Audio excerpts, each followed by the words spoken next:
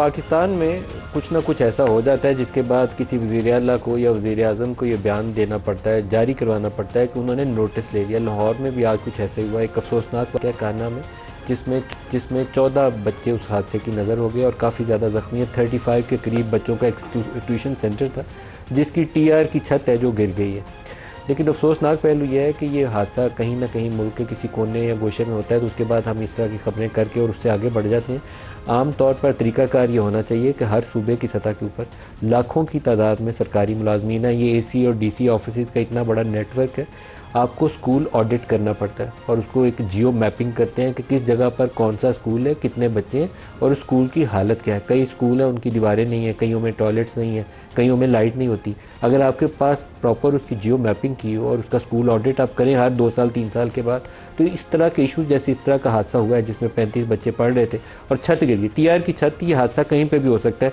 मैं ये नहीं कहूँगा कि वो बंदा बहुत बड़ा मुजरिम था, किसी के साथ भी हो सकता है, लेकिन जुर्म इसमें यह है कि गवर्नमेंट की सतह के ऊपर अगर आप स्कूलों को या हॉस्पिटल्स को उसके ऊपर आप नज़र नहीं रखेंगे, हर साल 2 साल 3 साल के बाद उनको ऑडिट नहीं करते कि उसकी बिल्डिंग, दीवारें, छत, बिजली, पानी, उसकी सूरत हाल क्या है, तो फिर अल्टीमेटली किसी न किसी एक दिन किसी एक जगह पे ये हादसा ज़रूर हो जाएगा। तो इसके ऊपर कुछ लॉज होने चाहिए। मल्टी स्टोरी बिल्डिंग में स्कूल हैं इस्लामाबाद के अंदर, 4-4 मंजिलें और यहाँ अर्थक्वेक बहुत आते हैं और मुझे इसके ऊपर इस कदर खौफ आता है। मेरे अपने बच्चे स्कूल जाते हैं और मुझे खौफ आता था कि चौथी मंजिल पे बैठे हुए हैं, अगर ये 6-7 रिक्टर स्केल का अर्थक्वेक आता है तो उस चौथी मंजिल से स्कूल वाला उसको कैसे नीचे उतारेगा। बाहर पार्किंग भी नहीं है और बिल्डिंग्स ऊपर से ऊपर चढ़ाई हुई हैं और इस कदर खौफनाक सूरत हाल है और हमारी CDA इस्लामाबाद के अंदर भी ऐसी ऑपरेट करती है। तो लाहौर तो पुराना शहर है, उसकी तो गलियों में आपको पास अगर इमरजेंसी के अंदर किसी बड़ी गाड़ी को रेस्क्यू करने के लिए ले जाना पड़ जाए तो काफ़ी सारी गलियाँ ऐसी हैं जिसके अंदर तक बड़ी गाड़ियाँ भी नहीं जा सकती। तो इस सूरत हाल के लिए कुछ ना कुछ तरीक़ाकार होश करके कभी ज़िंदगी में कोई अच्छा काम कर लेना चाहिए, कोई उसमें हर्ज नहीं है। तो तमाम वज़ीर आला को और वज़ीर आज़म साहब को इसके ऊपर काम करना चाहिए। स्कूल ऑडिट और जियो मैपिंग उसकी मस्ट है। उसकी बिल्डिंग का एक कंप्यूटराइज छोटा सा एक कंप्यूटर 70-80 हज़ार का या 1 लाख रुपए के, उसके अंदर वो पूरा डाटा आ जाएगा, लेकिन करने की नीयत होनी चाहिए। वैसे इसका कोई शॉर्टकट इसके अलावा कुछ है नहीं है। फ़हद भट्टी साहब हमारे समा के लाहौर में नुमाइंदा है, इस वक्त जाए हादसा पर मौजूद है। फ़हद, ये बताइएगा कि सूरत हाल वहाँ क्या है, कैसे हुआ और अब क्या अपडेट क्या है उसके ऊपर। बहुत शुक्रिया मलिक साहब। अभी यहाँ पर जी ताज़ा फ़हद। तरीन सूरत हाल ये है कि ये काना 9 का इलाका है और यहाँ पर ये एक सारा देहाती इलाका है और देहाती इलाके में आपको पता है कि कोई चेक एंड बैलेंस नहीं होता इमारतों का। और ये जो इमारत बनाई गई थी इसके अंदर एक ट्यूशन सेंटर खोला गया था जिसमें कम उम्र बच्चों को तालीम दी जाती थी। आज भी ऐसा ही हुआ।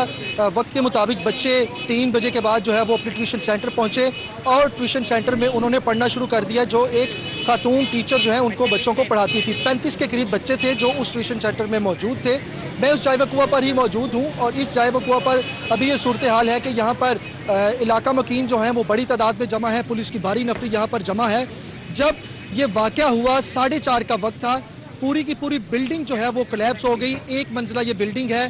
कोलैप्स होने की वजह से जो ट्यूशन सेंटर में बच्चे मौजूद थे वो जो है वो मलबे तले दब गए। इलाका मकीनों ने जब मलबा गिरने की आवाज़ सुनी तो उन्होंने फौरी अपनी मदद के तहत ऑपरेशन शुरू किया, मलबा हटाकर बच्चों को निकालने की कोशिश की। एक शख्स मुझे ऐसा मिला जिसने कहा कि उसने अपने हाथों से तकरीबन 15 या 16 बच्चों को निकाला, जिसमें से 6 की हालत जो है वो इंतहाई तशवीशनाक थी।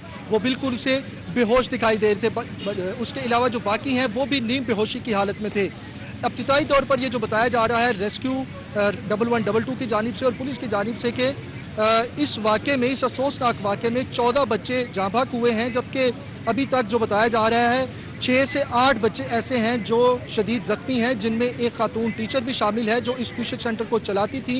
ये तमाम बच्चे THQ काना अस्पताल और उसके अलावा जनरल अस्पताल में ज़ेर इलाज हैं, जिनमें से 4 बच्चों की हालत इंतहाई तशवीशनाक बताई जा रही है।